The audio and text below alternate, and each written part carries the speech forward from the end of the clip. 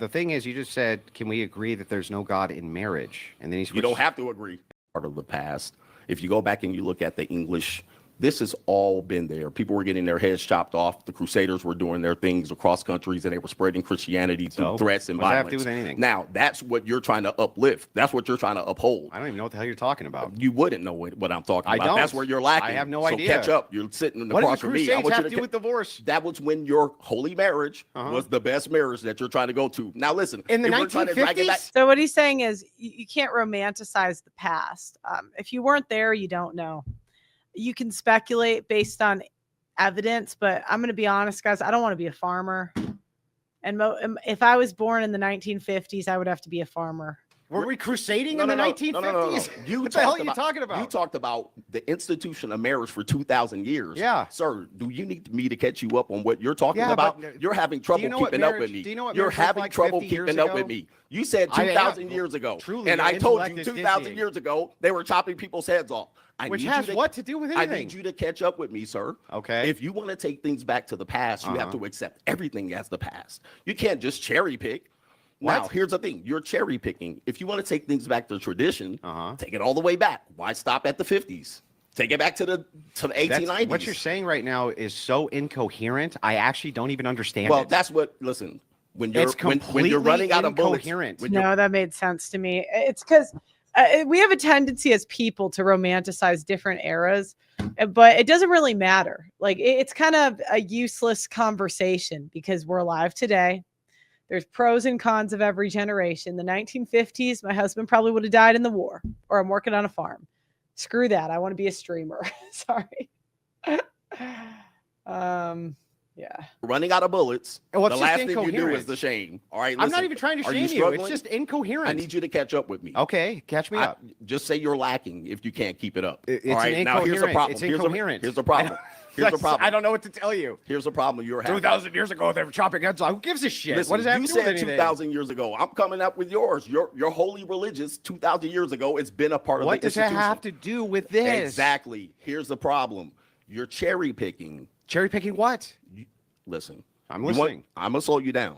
I'm going to slow you down because I see what you're doing here. I'm going to slow you down. Okay. Because it's hard for you to keep up. It is. I understand. I understand because you haven't been across. This is your toughest debate. Your audience knows this. Oh, it's rough. There's no God in marriage. Okay. In the United States. Yeah. Can we agree to that? When you get to divorce, there's no God in marriage. We can't agree to that. We need to agree to it because when you go into divorce court, there's no God. Yeah, you can't bring in your God in your Bible. This was a stay-at-home traditional wife.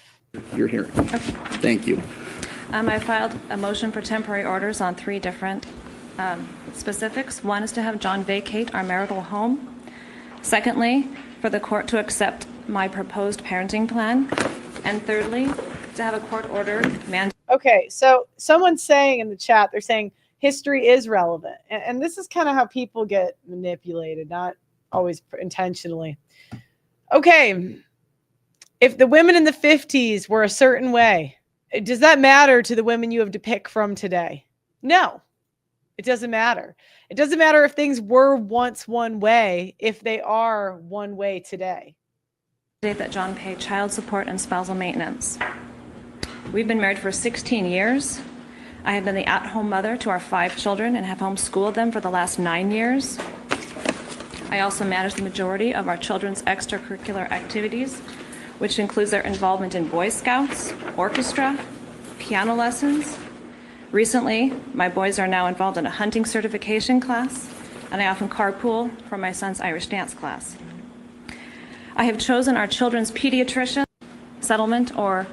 Okay, so she's a stay-at-home wife. She says that part. Let me go to the part where he... Together in the house. The kids want to... Okay, now we're gonna talk to where the guys talk. It was just to repeat that to you. I don't need repeated. What I need to know is you have indicated he makes X amount of money. Mm-hmm. And your basis for doing that is you went through all the bank records and you came and you spelled all those bank records out, and this is the money he's made. He's indicated in his taxes he makes X amount of money and significantly less.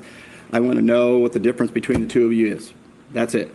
I don't need to know everything that's in the paper. I want to know why your position is right, and he's going to tell me why his position is right. Mine is documented with bank statements. Anything else?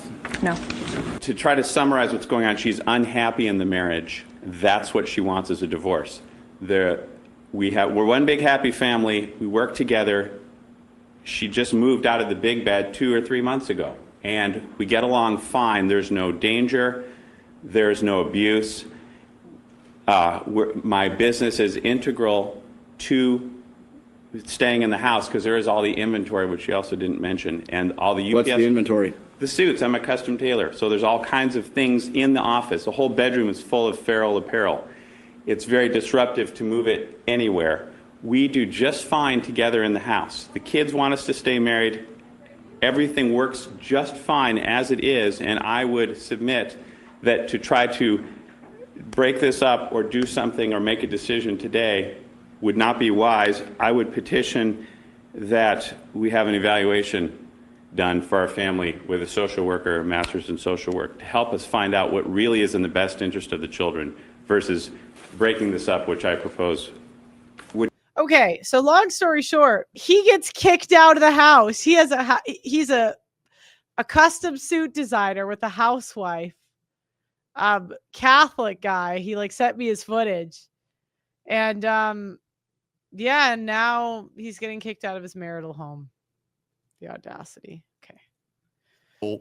And at that particular point, none of your ecclesiastics marriage works. Okay. Period. So the thing is, you just said, can we agree that there's no God in marriage? And then he switched. You don't have to agree. But hang on, calm down. And then you switched over to divorce. There's no God in divorce. But those are two different questions and proposition. Hang on, relax.